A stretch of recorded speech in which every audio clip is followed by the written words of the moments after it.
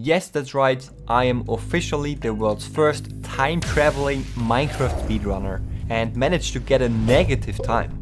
Everyone who thinks this is fake is just a stupid hater, so buckle up and prepare your mind to be blown.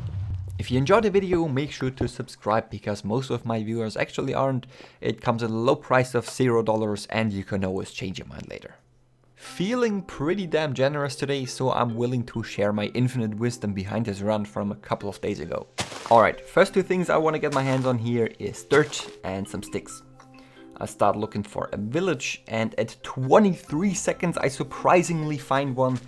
And on my way there I destroy some dead bushes, get some pretty lucky stick drops and look for a crafting table. In the first house I'm not too lucky, but in the second one it's looking pretty darn good. And I make myself an axe so that I can finally start getting some wood. Usually I would have gone for the logs surrounding the farms at this point, but this is a desert village, so that ain't happening. So I'm unfortunately forced to go for the tree next to the village, which costs me a few valuable seconds, but I just hope it all works out in the end. While I'm in the area, I obviously grab a couple of beds too, which will be very important for the end fight later.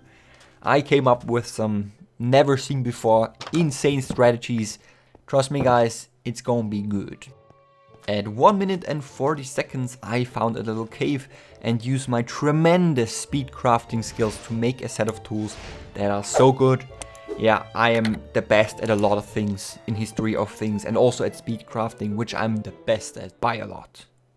I then proceed to destroy the stone blocks to my left because they were looking at me all funny. Do some more mining, upgrade my tools, and after venturing into the depths of the cave, I get insanely lucky and find some diamonds. Despite popular belief, diamonds are actually very important in speedrunning, because the moment your hunger starts going down, you're gonna have a bad time. And now I got a little secret for you guys. You can actually use diamond hoes to farm wheat and get some bread. So that's what I'm sorting out now, and then I won't have to worry about food for the rest of the entire run. Pretty OP, right?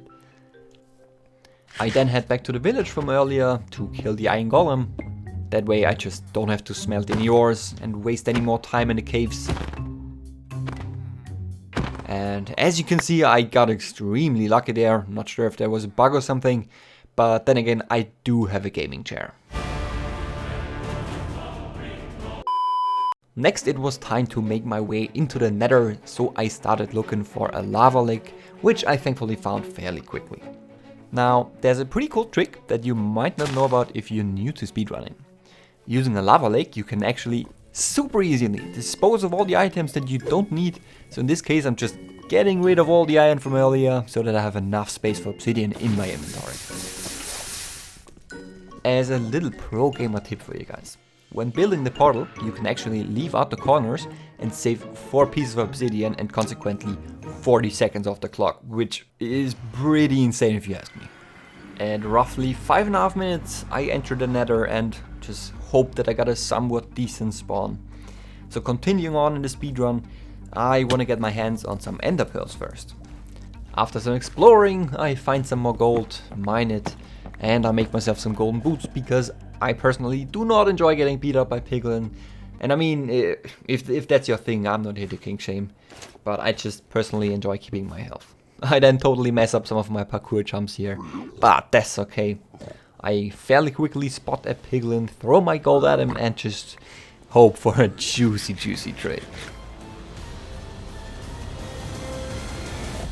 Oh, and would you look at that, I got extremely lucky there. I actually ended up doing the math and the odds of getting this trade are 1 in 7.5 2 trillion, but then again gaming chair. If you don't believe this is real, I even hired Elon Musk and he wrote a 69-page long paper on how exactly this was possible. So the evidence is there, just take it or leave it. Now that I had my pearl situation sorted out, it was time to make my way to a fortress. I actually threw some pretty clutch pearls, I completely messed one of my throws up and almost died.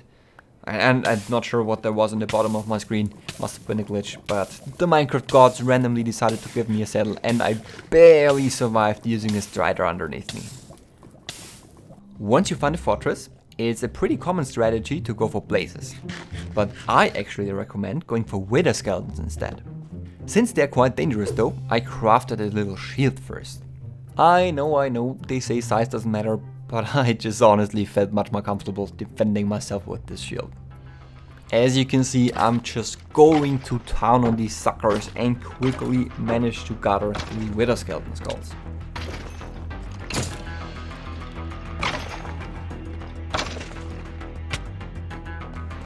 I then casually kill the wither real quick, grab my well-deserved nether star and set up a strength beacon.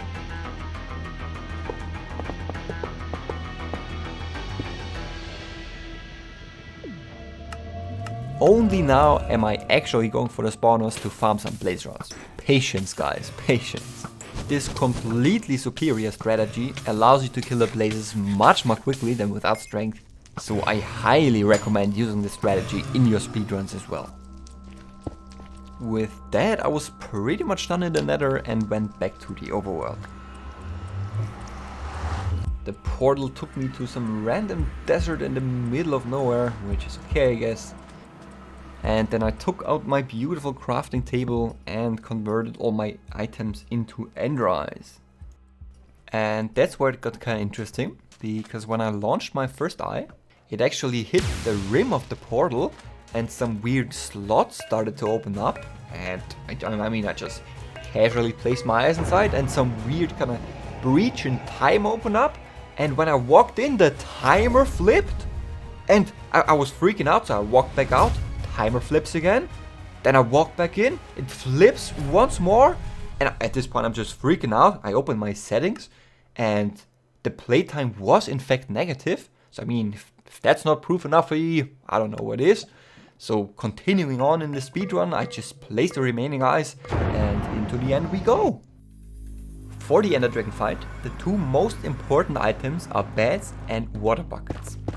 When you get launched into the air or fall off a tower or something, you can actually reduce the fall damage by placing a bed underneath your feet. If you get thirsty from the physical toll this takes on your body, the water bucket really comes in handy too. You might break a couple of bones in the process, but as a speedrunner, that's just a sacrifice you gotta be willing to make. After taking out all the end crystals, I then powered up to wait for the dragon to perch. If you're wondering about the netherite blocks, by the way, I did some mining off camera. No cheating going on here. Once he finally purges, I pull my way to the center and take out all my frustration about life on the dragon's neck. I quickly realized that this probably takes too much time off the clock, so I decided to get a strength beacon again, which in turn requires me to travel around a lot, so I got a bunch of speed beacons first for maximum efficiency.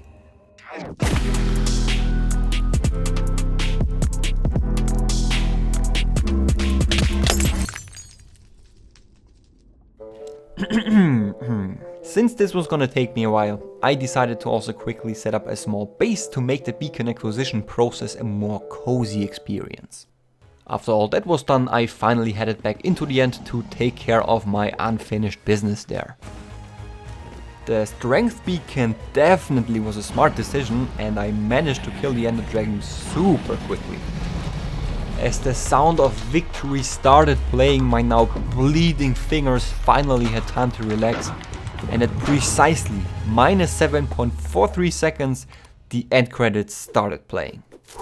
Dream, Couriway, Illumina, consider yourselves warned, there is now a new Minecraft speedrunner in town, and I'm about to make that leaderboard my bitch.